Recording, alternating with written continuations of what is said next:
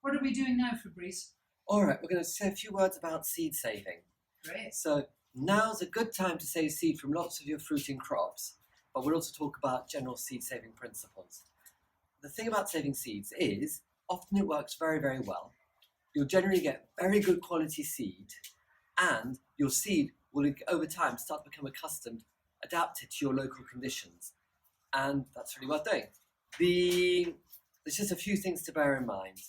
The first one is some crops are just really, really hard to save seed from if you want to get the same thing again, and in which case don't bother. So lots of plants in the cabbage family, so broccolis, kales, cauliflowers, and so on, cross with everything around them that they're related to, and you're not necessarily going to get the same thing again. Okay.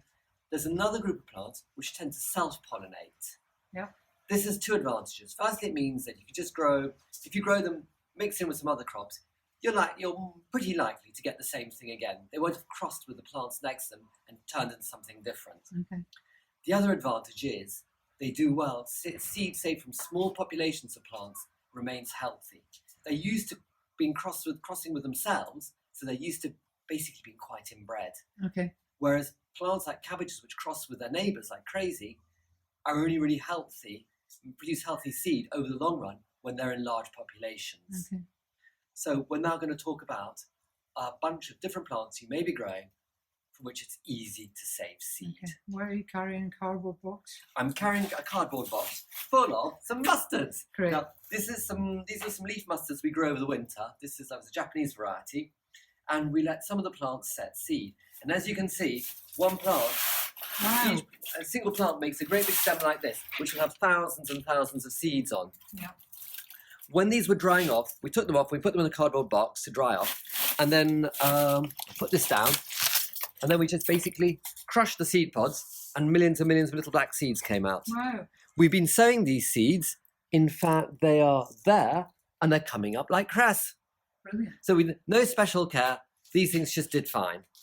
Often, saved seed is much better than shop-bought seed.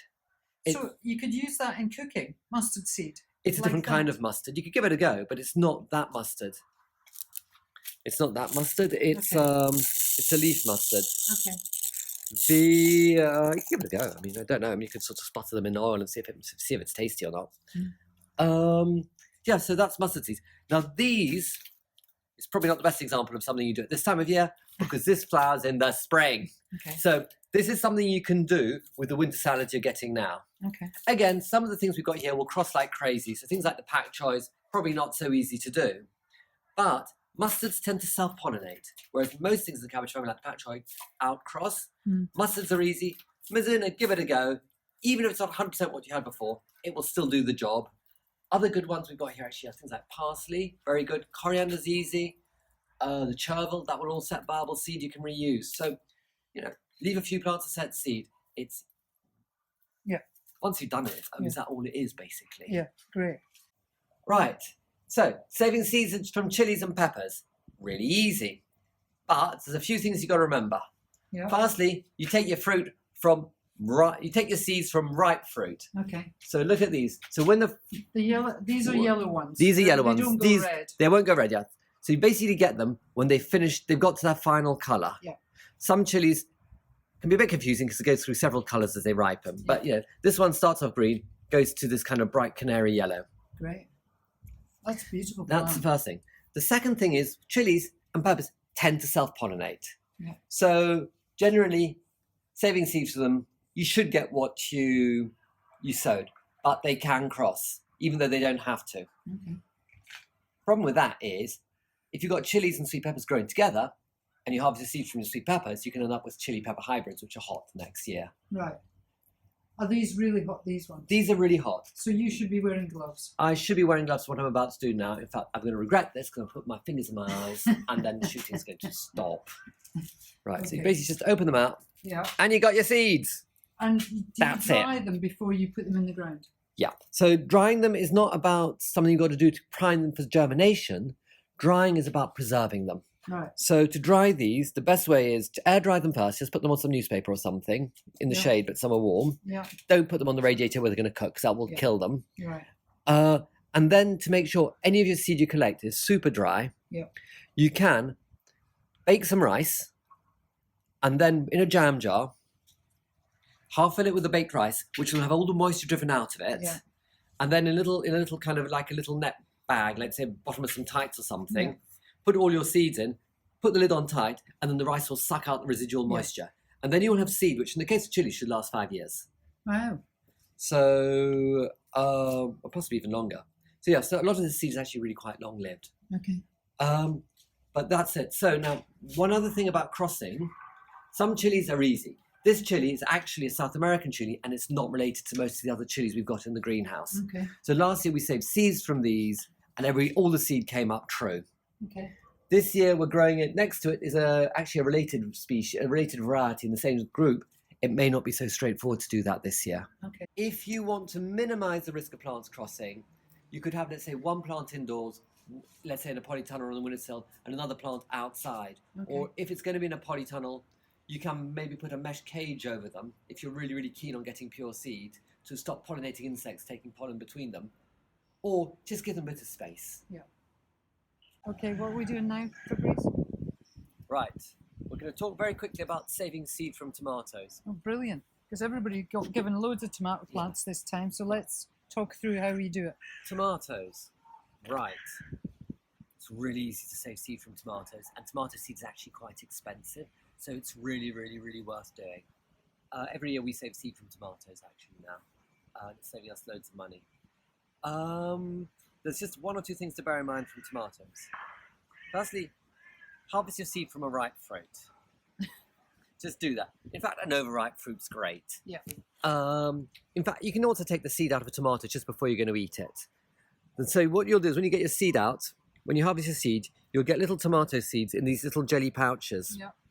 Now this is, if you just dry that with a jelly pouch, the seed may not germinate quickly at the other end because the jelly pouch contains a germination inhibitor. It's to stop the seed sprouting in the tomato. Okay. So what you do is basically get all your little jelly pouches and put them in a glass with a bit of water and leave it maybe overnight to start fermenting. Okay. This breaks down the jelly pouch. Yeah. Then you get yourself a sieve like this, Yeah. put all your slurry, just Yeah. pour it into your sieve and wash it off. Yeah. Really quick, takes a minute. And then hang your sieve up to dry, and then you got your seeds.